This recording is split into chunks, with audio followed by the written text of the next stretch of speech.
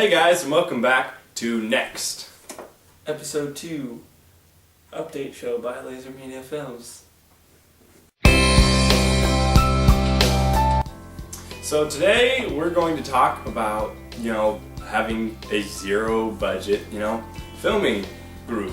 Me and him, we do filming together a lot because we both really enjoy cinematography and things like that, using the camera, being behind a camera, working with the camera, things like that. It's really exciting, and we love creating things and making up ideas and just putting it on film and watching it back because it's hilarious sometimes. We're going to start with the pros and cons of zero budget home filmmaking. We just start right off with the good stuff. I mean, you literally, your crew is your actors are your crew, so everyone gets a taste of everything. I'd say that's a pro. Yeah, it's really cool because I've used a camera, he's held the camera, we both worked the camera, we know how to use the camera really well, and everybody that does any part in any of our videos usually ends up using the camera once or twice because of the fact that we don't have a designated cameraman or a designated boom microphone holder or whatever, And we both directed different things, we both written different things,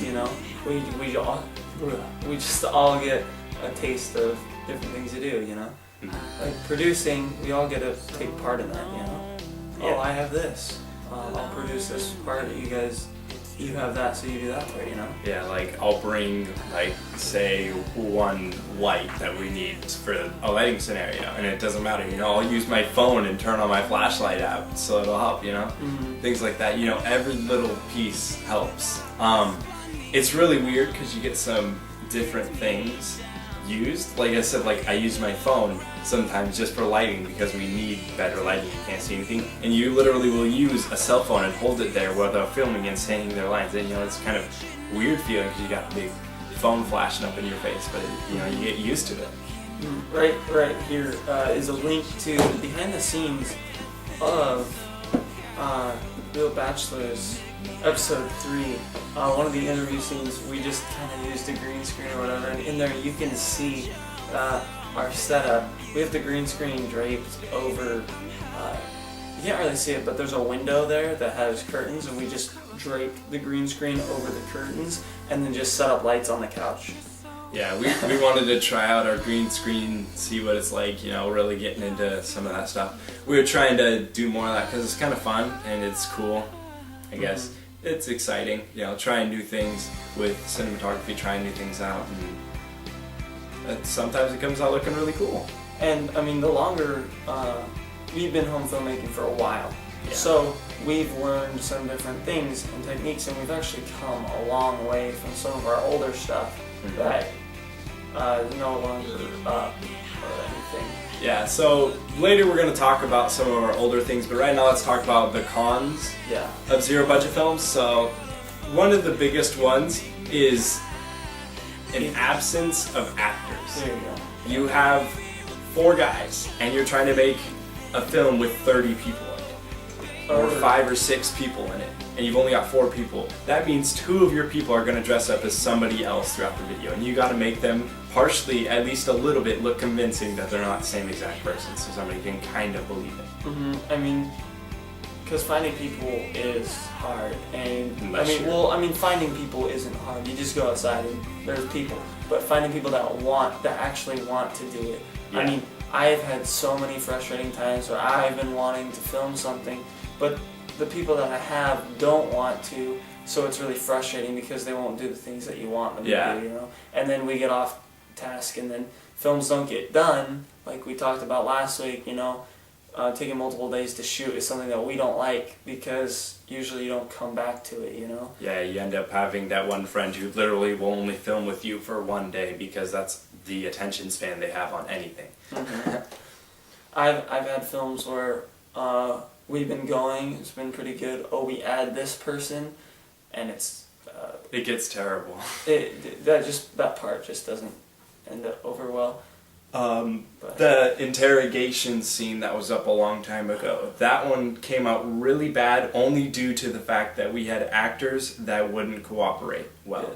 Jesse was the one being interrogated. If he's in the right mood, then he does good. But that day, we weren't in the right mood, and it didn't end up good. We took probably over 40 shots of like the same line because he wouldn't say it correctly. He would say it like he'd laugh or things wouldn't come around. Even in the final one we chose, he literally said it and then we had to cut it because he laughed like 2 seconds after he said it. Yeah, so it gets a little hard, but yeah. I mean, you laugh about it later, you know? Mm-hmm. Another downside is not being able to get a lot of cool sets. You can't like go travel to New Zealand and get a really sweet looking mountain to film on. Mm-hmm. You know, you gotta like go to some trail next to your house where you can film, or drive to some nearby hiking trails and use those. You can't always get locations because we don't have the money to rent them out or anything. Or like, you know, asked to film somewhere because they're like, no, dude, this is my business. I need people here. Yeah, exactly. Yeah. In the Real Bachelors, when we went and Jason was getting the chicken, I think that was episode 2. Oh, yeah. We literally used an iPhone to record that because we didn't want to draw too much attention to ourselves because we were filming in the middle of a store and it was a really short clip. And there was this guy that was walking around like his mom or something, or his grandma, but they like followed us around the store and were staring at us. It was really awkward. Yeah. But we got that done and it was really short, but you know, so it happened. Yeah. We ended up getting ice cream after it. So. Oh yeah. It was on Memorial Day. It was my birthday. But because it was Memorial Day, you could get 2 big tubs for $6. I mean, you had to get ice cream, and that's an upside to home filmmaking. You know, you get to choose your meal. You know, some of these big things, you know, they just have out the food that you grab. But a thing that you can add to a pro is you get to choose your own food. You know. Yeah, I guess. Another one of the cons that I seem to think we run into is, and then editing kind of things. Oh yeah. He has a really good editing software, and he's a very, very good editor. Props to Jason because he's the one who does all of our editing, and it's really good. But it's not like he has like some $400 software, so he can't be like a perfect editation of like, what is it like? You know, he gets the Hobbit kind of crap where you get the really cool CGI stuff going on. Yeah. We can't do any of that. Or like the thing where it generates 4,000 orcs in a picture because we don't have software like that. We don't. I'm actually using a free version of a software, so I don't actually have all of the perks, you know, that you get from it. But thank you for saying that I'm a good editor. I find enjoyment, you know, when I'm bored. Or like a nice Sunday afternoon just relaxing, I just sit down and edit. I find enjoyment in editing. So yeah, it's something he likes. I like sitting behind a camera, filming, making out funny stuff, thinking I come up with a lot of ideas, and sometimes they come out as pretty cool things that we do in Real Bachelors or on next on this show. So we both, you know, sit down whenever we're trying to make up new stuff. We literally just sit there and go, how about this, or this, or this, and like 10 different things come out, and then we're like, narrow it down a little bit, yeah. You know, add some more detail, and then finally come up with a final product, and start it. So any other pros and cons you can think about? Equipment, that's kind of a con. Yeah. I mean, pros is you have this home equipment, so you have a little camera, easy to take around, but con is you don't have a microphone. I don't have a microphone. This is all camera audio, you know. I wish I had a microphone, but the camera that we're also using doesn't have a microphone port. That's mostly why we don't use a microphone. As you saw in last season of Next, when me and Justin went out and asked people at IGA, which is actually the store that we filmed in, sponsor, just kidding, when we were there, if you notice, the quality from our episode to that was just drastically changed because we had to use this older camera right here that has a microphone port but is really old. This was the first thing we ever did films with, and it is literally a big fat monster. I named it the Brick. It is a brick, like seriously. It's huge.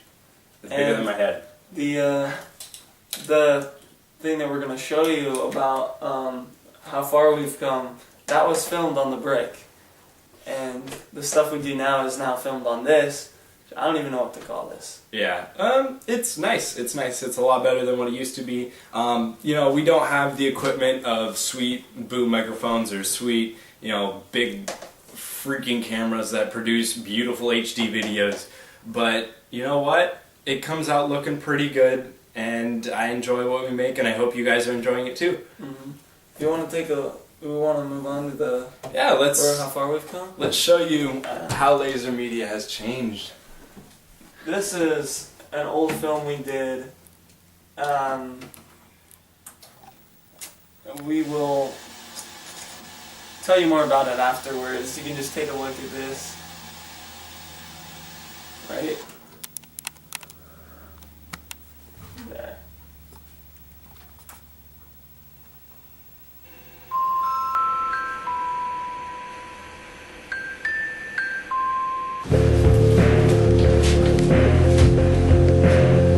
Come on, man, it's a party. Get up and dance. You losers, get up and dance. Come on. Yeah, you too, little boy. Come on.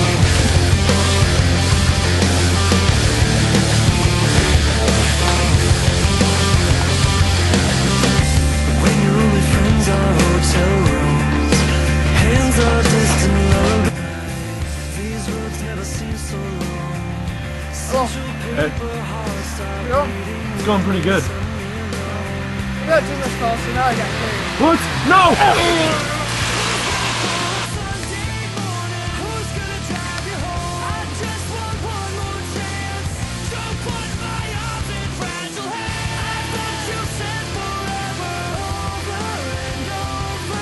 You have one new voice message. New message.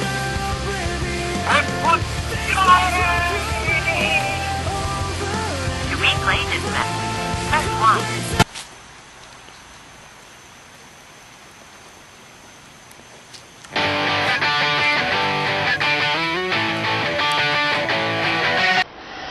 Oh, Thomas, please. Today at 4:05 p.m. I'm coming! And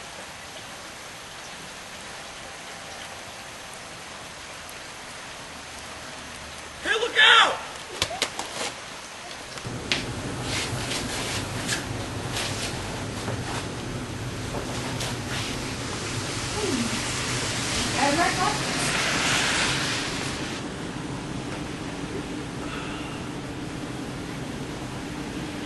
Oh man.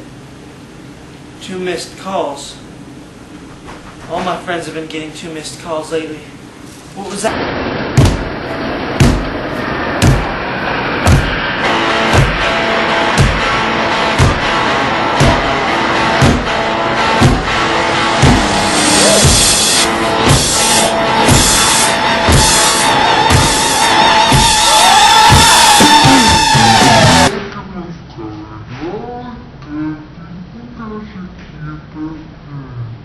I think it's better if I take a life change, like a lifestyle change. I don't know, do I like giving this guy?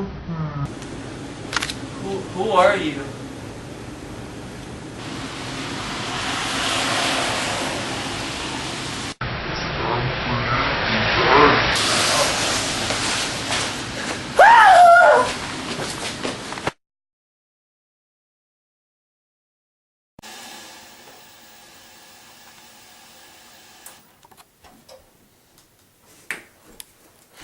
Well, wasn't that interesting?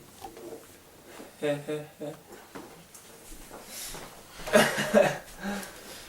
that was some of the old stuff we used to do, and yeah, it was of the more interesting quality.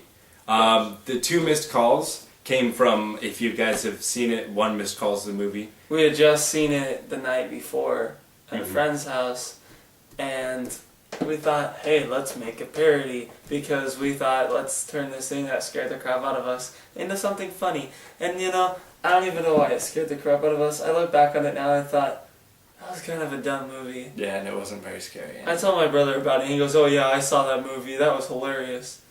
Yeah, it wasn't too bad, but yeah, That's some of our older stuff. yeah. You can see that even though maybe our newer stuff isn't the best, Mhm. it's a lot better than that. Yeah, after about what we've been filming for like, seriously filming for like about 2 years now, 3 years, About maybe even longer. I don't know. It's been a long time, and it's been a lot of change and a lot of work, and I'm hoping we're just going up in quality and getting better. So hopefully we'll be able to bring you new stuff, new content. You know, we don't want to be doing Real Bachelors forever. We want to do new other stuff. You know. yeah, shorts, anything. I was thinking maybe sometime we should do a reunion, a remake of Two Missed Calls. Yeah, that would be ridiculous. Make it way better. So, if you guys have any ideas, we are willing to listen and try anything, and leave them in the comments.